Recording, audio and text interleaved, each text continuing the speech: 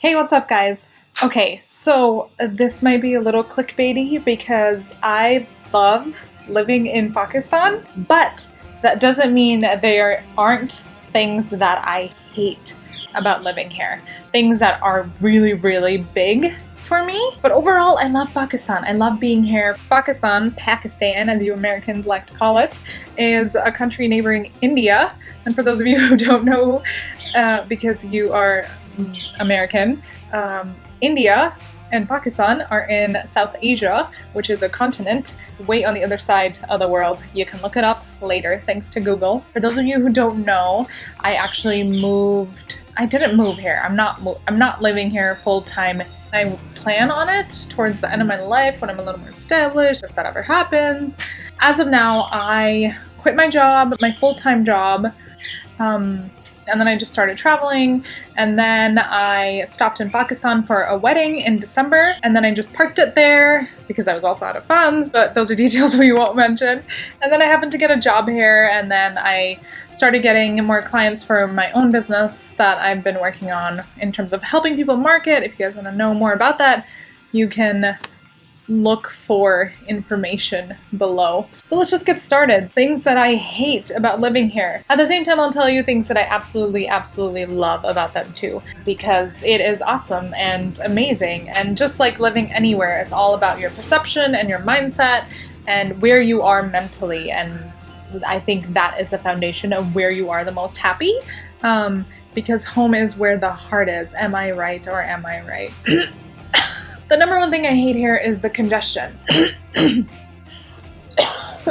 There is a lot of air pollution, although it may have improved over the years, which I believe it has because I come here every 2 years. It is significantly worse than Denver, Colorado, or any part in Colorado, really, where I've spent the bulk of my life.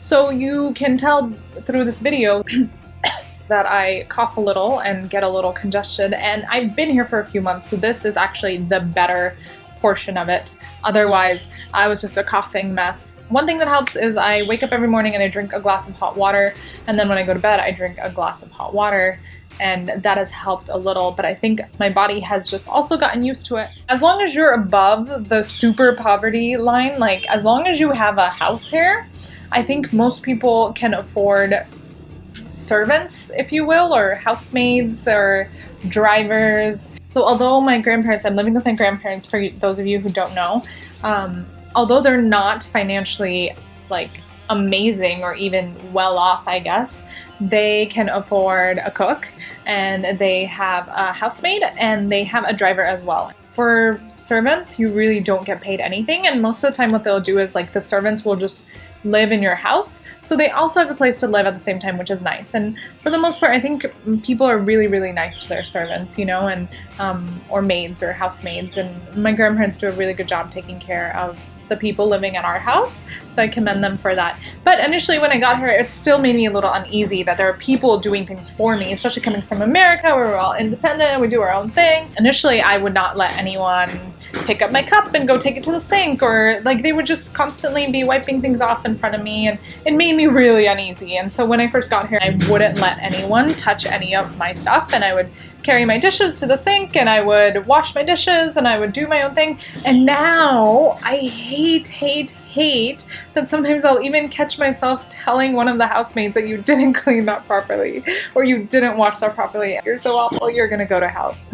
That's one thing that I wish I didn't get accustomed to, and I wish didn't really exist, because although it does make my life so much easier to have someone who does my laundry and irons my clothes and cooks food for us, like I come home and food is made on the table and it's such an easy lifestyle. It's awesome. But at the same time, I hope I don't lose that. You know, I'd rather still like be independent in that sense and like have that personal work ethic. But then part of me, because I do have that work ethic, makes me a little upset because I'm like, you're working, my grandparents are paying you well, and you can't just I know, I'm going to hell. So as I mentioned, I work a job here And although it's not necessarily full-time-ish, it does feel like full-time. The hours are 10 to 3 p.m. I go to an actual office here in Lahore, Pakistan. I do work beyond that too because I just am a crazy person and I love to work my life away. One thing that I've really had to get used to, which kind of started with work culture here, but I'm realizing I just have to get used to everywhere in Pakistan, is that no one really works according to a strict schedule. No one really arrives on time, ever, anywhere. And they kind of just are like fine with doing things like, oh, okay, I have time now, we can do it now. I'm like, well, I have this going on, so maybe in an hour. No, let's just do it now. Okay, let's do it now. And especially living with family, you really, really, really just have to be very, very patient when it comes to time. So letting that side of me kind of just simmer down and almost disappear, I guess, if you will, because it was something so important to my values and being on time and being respectful of other people's times. But it's not, it's just part of the culture here. And just kind of getting used to that culture has been something that I've been struggling with. But at the same time, it is nice that people, I don't really know, it's not really that nice, but it is something I'm getting used to. Another thing that I hate about living here, but also equally love, is the lack of independence. So I hate the lack of independence, but I love how dependent I am on family and vice versa. So here, family life is very, very important, which means I wake up, and I make sure, I mean, now I don't because we have a new housemate, so she's in charge of making breakfast for my grandpa, although I did do that for a little bit. But now I just go and make sure he has his food, say hello to him, then get ready for work, go to work, come back, eat food with my grandma. She always waits for me to eat food, which is like, I'm not used to coming home from work and having a table full of food, let alone having someone wait for me to eat food. So that's really, really, really nice. Sometimes it can be a bit stressful when I have work to do and I know my grandma's waiting at home and she won't eat until I get home. I kind of feel a familial obligation to be there for them because it's like family life is the most important thing. So why would I want to go to a coffee shop or want to go there or want to do that? And then on top of that, I have a driver who drives me everywhere. And that's mainly because I mean, I'm sure there's a lot of women here in Pakistan living independently, but for me, it's like I'm also from the States and my grandparents want me to be at the most comfort level and they don't realize independence gives me the most comfort. So they're like, we have to have a driver taking her everywhere and doing everything for her. So I also don't like bothering him too much. So it's like, I'm not going to tell him, I need you to go take me to the grocery store when we get groceries to our house every day, or that I want to go sit at a coffee shop, so take me and sit outside the coffee shop for an hour and a half. So it's little things like that. I don't go to the gym anymore because I can't really. It's so hard to coordinate things with one driver and all of us family. And then just like, it's just hard. It's just hard living an independent life in a place where we're so dependent on family. But at the same time, I think it's hard for me because after I went to college, I wasn't really able to experience that family life. And I think just in general in America, we lack a huge part of that. Family life is just completely a very robotic functional concept in the US. And it's hard to kind of escape that when we have so many bills to pay and jobs to do and children to take care of. And here it's like the house that you own is a communal thing and every part of the family, everyone owns the house and everyone in the family is here and present and active. And it's just kind of hard to avoid that. I do think that we experience a lot more family feuds, if you will, but at the same time, the love is there as well, so it kind of dissipates on its own. I do love, love, love waking up every morning and not really caring so much about how I look. The clothing here is really loose and you can just kind of put on anything. As you can tell, this doesn't really match this, but I'm in Pakistan, so it kind of works. At least that's what I think. I'm sure there's some high-end fashion here that I'm just not aware of, but as long as you just have clothes on and are fully covered, I think you can put on anything and it works. And so I love that. I'm loving that. I just wake up and put on whatever and I go to work. And it just works out. I don't feel the pressure of like needing to look good or wanting to look good or any of that like I do in the States.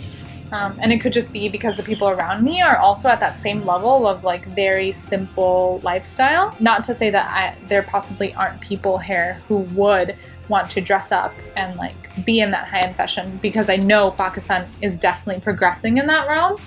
Another thing I hate here, I guess, but also really love is the street food, the food around here. It is such a dangerous game. Oh my gosh, okay?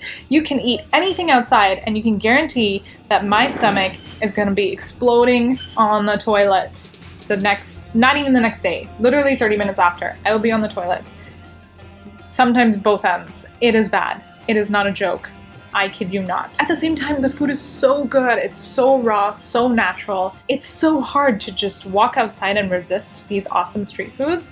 Like, you get sweet potatoes sprinkled with tamarind and spices, and it's so fresh because they roast it right outside as you're walking to the market. And then you get corn roasted in sand, and you just want to eat it. And it's so fresh, you know? And so I think seeing more natural products like that, I mean, you're bound to just experience some digestive issues.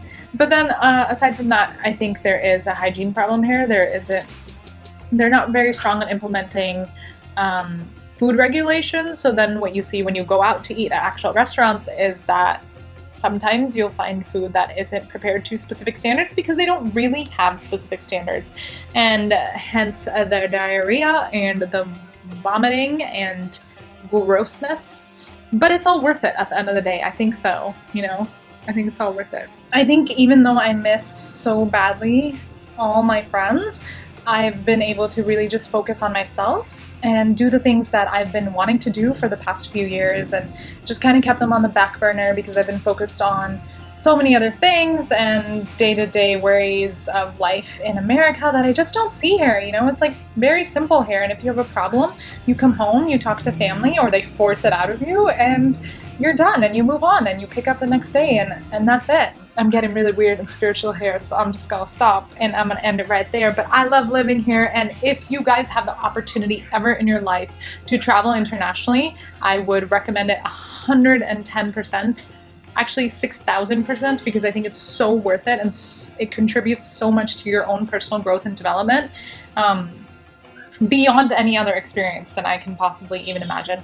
But aside from that, if you don't have the opportunity to travel internationally, there are so many places we haven't even seen in the States, and so much culture that we are missing out on. So I would take the first step, and even just exploring beyond the confines of your own state or even your own city is the step to just becoming a more aware person, you know, and understanding the world that we live in is probably super important, especially now when we're all so divided. We need this more than anything. Come on, guys. Okay, so I'm gonna end it on that because I'm not super great at these outro things, so I'm just gonna leave it at that and talk to you guys later.